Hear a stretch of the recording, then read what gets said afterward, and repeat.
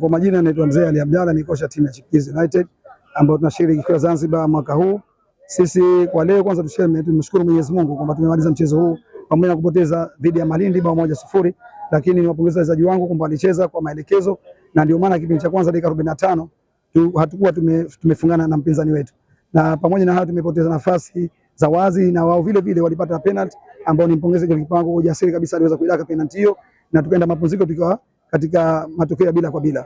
Tumerudi kipindi cha pili, tumewashambulia wao, walikuwa na possess mpira kwa maana walikuwa wanamiliki mpira muda wote, na sisi tukaanza kufanya pressing na tulifanikiwa kupata nafasi, lakini washambuliaji wetu wakashindwa kuconvert nafasi hizo na kuwa magoli.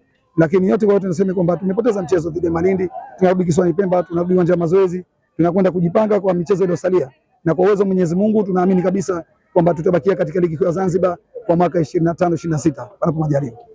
Leo tulikuwa na mabadiliko ya wachezaji baada ya kucheza mechi ya kwanza dhidi ya New City ambayo tulishinda bao 3-1. Kwa hiyo kuna baadhi ya wachezaji walikuwa na uchovu, hatukuwa na muda mrefu wa kupata mapumziko kwa wachezaji wetu, kwa maana recovery, na ndio ugumu mmoja wapo wa ligi hii kwamba hupati yale mapumziko ambapo mchezaji anaweza kurudisha nguvu yake na akacheza katika ubora ule ule. Kwa hiyo moja ambalo limefanyika leo katika makosa ambayo tunaita defensive errors ni kwamba waliacha kufanya covering mapema.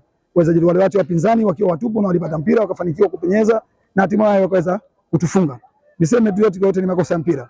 Sisi tunarudi kama walimu, wataalamu wa mpira, tunarudi katika uwanja wa mazoezi na kwenda kusahihisha yale ambayo yametokea leo.